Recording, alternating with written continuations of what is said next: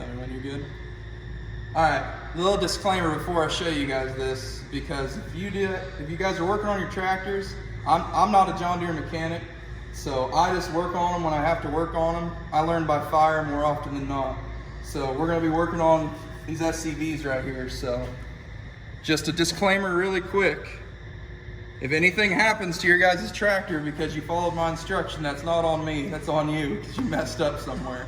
So I'm not responsible for anything that happens. If you follow this video and it doesn't work out for you, that's on you, not on me. Thanks. All right, so we're gonna show you how to take out a John Deere SCV out of a 20 series John Deere. I'm not sure if the newer ones are like this, but this should be how the 100s, 10s, and 20s are. I believe they're all the same, but I really don't know. I'm not a John Deere mechanic. So there's this plate right here, this black plate that goes over the top. There are 3 screws, one here, here, here. They have a Torx head. I'm not sure what size it is, just, it's right here. It is a T25 Torx head that takes those 3 screws out, right there and there and there. That plate will pop off, and this is what you'll have underneath. So once you get that open, just make sure you clean all the debris. You can see we have a lot of, the reason we're replacing these is they started leaking around the outside.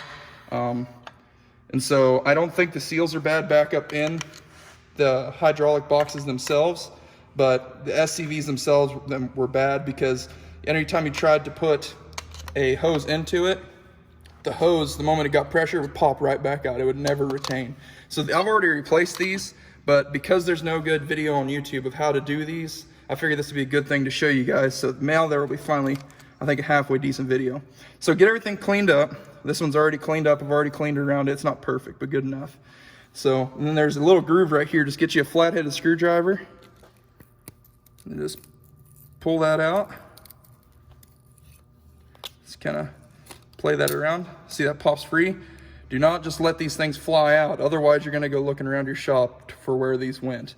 So then once you get that, just slowly work it out. That's what that should look like as you pull it out. Okay? So we're going to set that to the side. Don't lose that because you're going to need it. Now, over here on the side, you have these bars that help pop the hydraulics in and out. Take this, just ram it like that. You see that popped out? All right.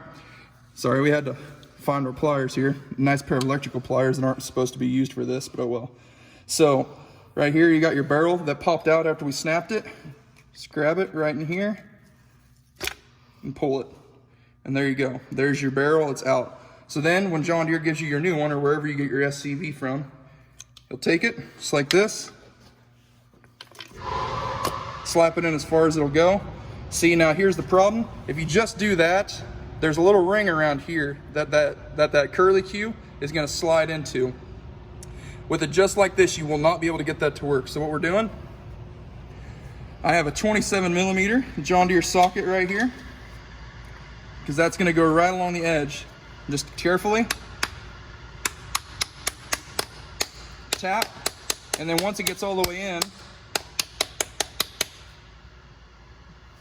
you'll feel it. It'll change sounds. Once it hits that wall back in there, you'll hear it change sounds. You can hear it hitting on stuff and you won't be able to go any further. Do not just take a 10-pound mallet and go to work on this thing, because you don't want to mess anything up. Right now it's 2020 and these things are about $100 a piece, so you don't want to mess anything up. So once you've gotten to this point, where'd my curly Q go? It's right here. Okay. Once there it is. Once you get to this point, there's a little lip on the inside in here. Okay. That is where your curly Q is going to go. So what I do is I take it and just get one of my edges and see this groove.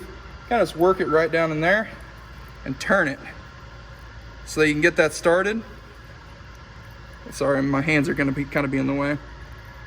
All right, so I got it started right in here. You can kind of see it's in there. What I'm going to do is I'm going to take this screwdriver. I'm going to work it around. You might get to see me struggle a little bit to start. There we go. All right, once we got it started in there, then you just take your screwdriver and start going around it. See how as I went around it, it pushed it in. So right now there's still this piece right here. I'm just gonna take my screwdriver, get down underneath, just keep pushing that around and down in. And just keep going, down and around, just like that. Now it's snapped into place. This is what's going to secure this SCV from coming out when you get pressure on it. You don't put that in, you're going to have a mess. Do not do this without putting that retaining ring back in. So now I'm just going to go around it and make sure that that retaining ring is properly seated.